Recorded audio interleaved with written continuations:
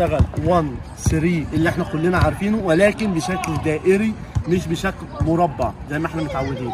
شكل دائري، ايه الميزه بتاعت الشكل الدائري؟ انها هتديك عدد لعيبه اكتر في الدايره، وهتديك حريه الباص والسند للكوره، لان المساحه بتبقى اكبر من المربع زي ما احنا عارفين. تمام. هنشتغل هنا قلنا الدايره، ومعانا برضو كورتين، يعني هندخل كوره اللعيبه عارفه النموذج عرفته، ندخل كوره ثانيه اللعيبه بقت متمكنه اكتر، دخل 3 كور. طيب امتى ندخل 3 كور وامتى ندخل كورتين؟ لو انت موقف، تعالى معايا، لو انت هتوقف عدد من اللعيبه كتير.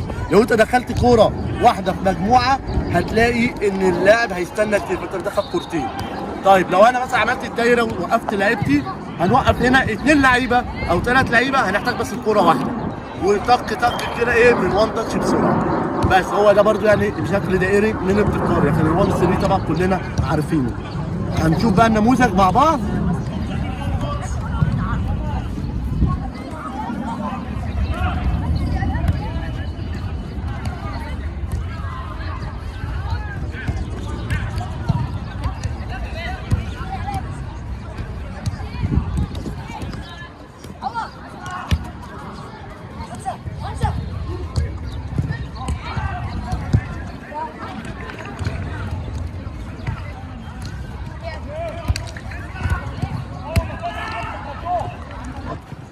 احسن. هاي يا ولد، هاي هاي هاي الكوره جايه فين؟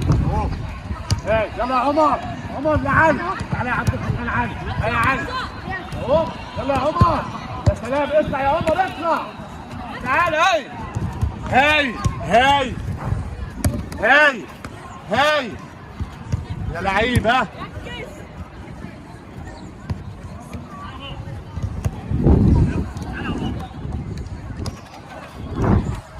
هنا يا علي، الادهم يا علي هناك ممتاز. تعالى بقى تعالى بقى اهو. احنا كده زي ما انا قلت، احنا هنعمل المثلث اهو عشان بس بيلعبوا اهو. المثلث اهو، هو ده كان شغل المثلث، ده كان شغل المثلث اللي انا ضفته وطورته